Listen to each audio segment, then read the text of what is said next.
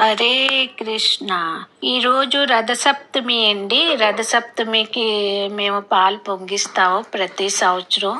ఇవ్వండి, కారిడోర్లోని ఇలాగ అరేంజ్ చేసుకున్నాము. 3 ఇటుకలు పెట్టి దాని మధ్యలోనేమో ఆవు పిడకలు పెట్టుకొని దాని మీద చెంబు పెట్టామండి. చిన్న చెంబు ఇది వేసుకొని 3 సార్లు పాలు పొంగించుకుంటామండి. అలాగా ఎక్కడ కారిడోర్లో బాగా ఎండ వస్తుందండి మాకు. సూర్యదేవుడు ఎదురుగా కూర్చొని అలాగా పొంగించుకుంటున్నాము. చూడండి, ఇలాగా పొంగించుకొని పూజ చేసుకుంటే చాలా మంచిదండి. సూర్యదేవుడు ఆరోగ్య ప్రదాత కదండి. ఆరోగ్యాలు అది బాగుంటుంది. ఇవాళ రోజు అందరూ ఖచ్చితంగా పూజ చేసుకోవాలండి సూర్యదేవుడికి. ఇగోండి, ఇలాగ 3వసారి పాలు పొంగింది. చాలా బాగా 4 వైపులు పొంగిందండి. పొంగిన తర్వాత మేమేమో ముందే బియ్యంలోనే నెయ్యి కలిపి పక్కన పెట్టుకున్నామండి. అది 3 సార్లు వేసుకుంటాము. ఇంట్లో ఎంతమంది ఉన్నారో అందరూ 3సారి పాల్లోనే వేసుకొని మెత్తగా పరవన్నం చేసుకుంటామండి. ఇంక ఈ పరవన్నంలోనేమో కిస్మిస్, కాజు, యాలకుల పొడి ఏమి వేయనండి. ఇంకా పాల్లోని మెత్తగా బియ్యం ఉడికించేసి బెల్లం వేసుకొని పరవన్నం తయారు చేస్తాను. అదే సూర్యదేవుడికి నైవేద్యం పెడతాము. ఇలా చేస్తే చాలా ఇష్టం సూర్యదేవుడికి. ప్రతి సంవత్సరం ఇలా చేస్తామండి మేము.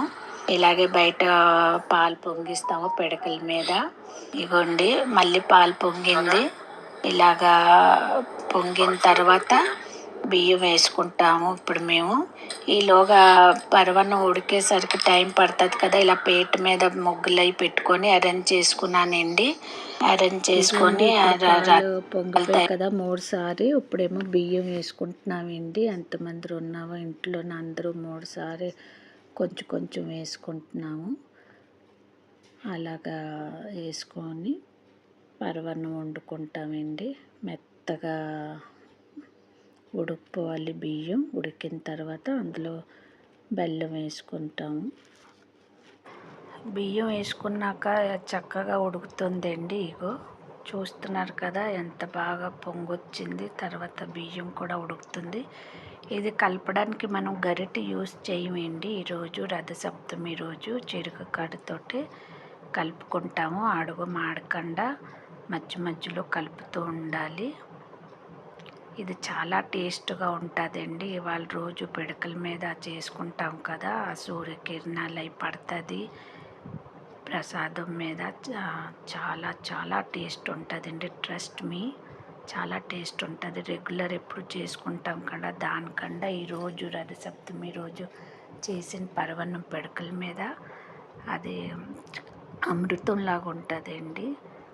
అమృతంలాగా కాదు, అమృతమే అనుకోవాలండి. అలాగంత బాగా టేస్ట్ ఉంటుంది. ఇగోండి, నేను కలిపి చెక్ చేసాను. ఇంకా పూజకి అరేంజ్ చేసుకుంటున్నానండి. పేట వేసుకున్నాను. చక్కగా ముగ్గులు పెట్టాను. ముగ్గులు పెట్టుకొని రథం తయారు చేసానండి. రథం తయారు చేసాక చిక్కడాకుల మీద నైవేద్యం పెట్టుకున్నాను. పరవన్నం అది పెట్టి దేవుడికి నైవేద్యం చూపించాను. కొబ్బరికాయ కొట్టాను. రేపలు కూడా పెట్టానండి.